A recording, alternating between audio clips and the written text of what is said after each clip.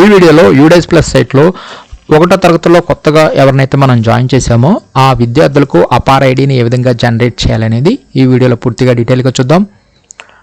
ముందుగా మనం దీనికి సంబంధించి యూడేస్ ప్లస్ సైట్ ఓపెన్ చేయడానికి మీరు గూగుల్లో అమరావతి టీచర్స్ అని చెప్పి సెర్చ్ చేస్తే అప్పుడు కనిపించిన amravati-teacher.com సైట్ ఓపెన్ చేయండి.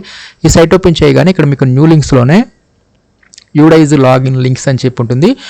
దీని మీద క్లిక్ చేయగానే ఇక్కడ మీకు యూడైజ్ సైట్లోకి లాగిన్ అవడానికి ఇక్కడ మీకు లాగిన్ లింక్స్ అవైలబుల్గా ఉంటాయి.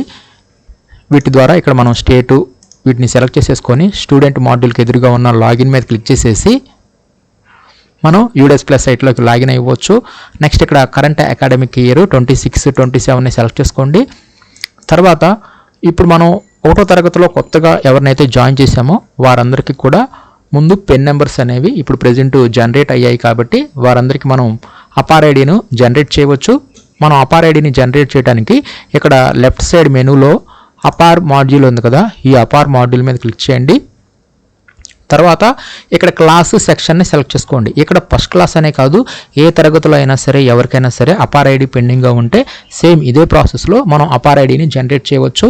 ఇప్పుడు ఇక్కడ క్లాస్ వద్ద ఫస్ట్ క్లాసు సెక్షన్ సెలెక్ట్ చేసేసుకొని గో మీద క్లిక్ చేయండి. ఇప్పుడు ఆ తరగతిలో ఉన్న విద్యార్థులు కనిపిస్తారు. ఇక్కడ ప్రతి విద్యార్థికి ఎదురుగా జనరేట్ అని చెప్పి ఇక్కడ ఉంటుందన్నమాట యాక్షన్ కింద.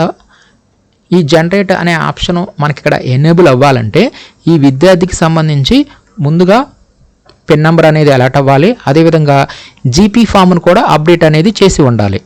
ఆ జీపీ ఫామ్ని ఎక్కడ అప్డేట్ చేస్తారంటే స్కూల్ డాష్బోర్డ్లో ప్రతి విద్యార్థికి ఎదురుగా ఇక్కడ వ్యూ ఆర్ మేనేజ్ ఉంటుంది కదా, ఈ వ్యూ మేనేజ్ మీద క్లిక్ చేయండి.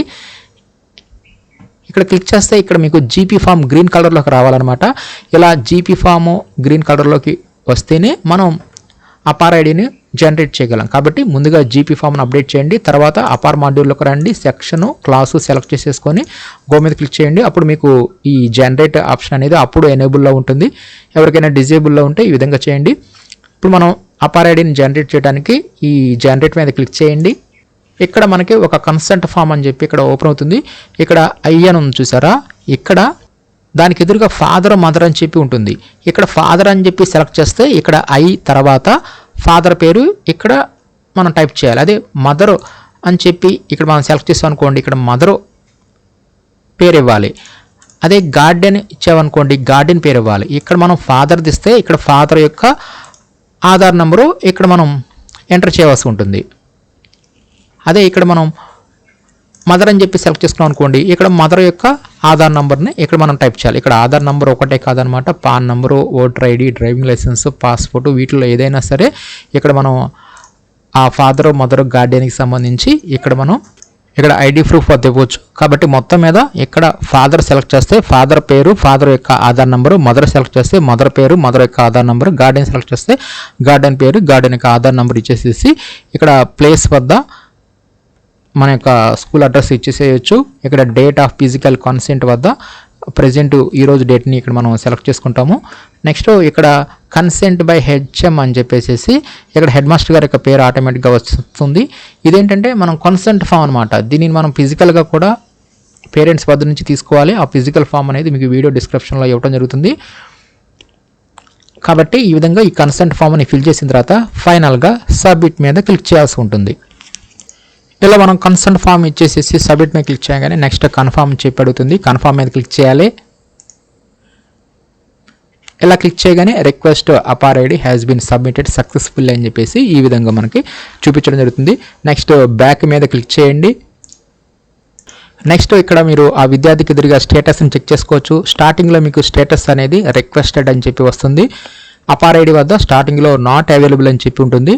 తర్వాత మీరు కొన్ని రోజులు వెయిట్ చేయండి, దాదాపుగా కొంత సమయం పట్టవచ్చు, ఎంత అనేది కరెక్ట్గా మనం చెప్పలేము. తర్వాత మనం చెక్ చేసుకుంటే ఆటోమేటిక్గా వెరిఫికేషన్ మొత్తం అయిపోయిన తర్వాత ఇక్కడ మనకి అపార్ ఐడి అనేది ఇక్కడ చూపించడం జరుగుతుంది. ఇక్కడ అపార్ ఐడి ప్లేస్లో నాట్ అవైలబుల్ ఉంది కదా, ఇక్కడ మనకి అపార్ ఐడి అనేది చూపిస్తుంది.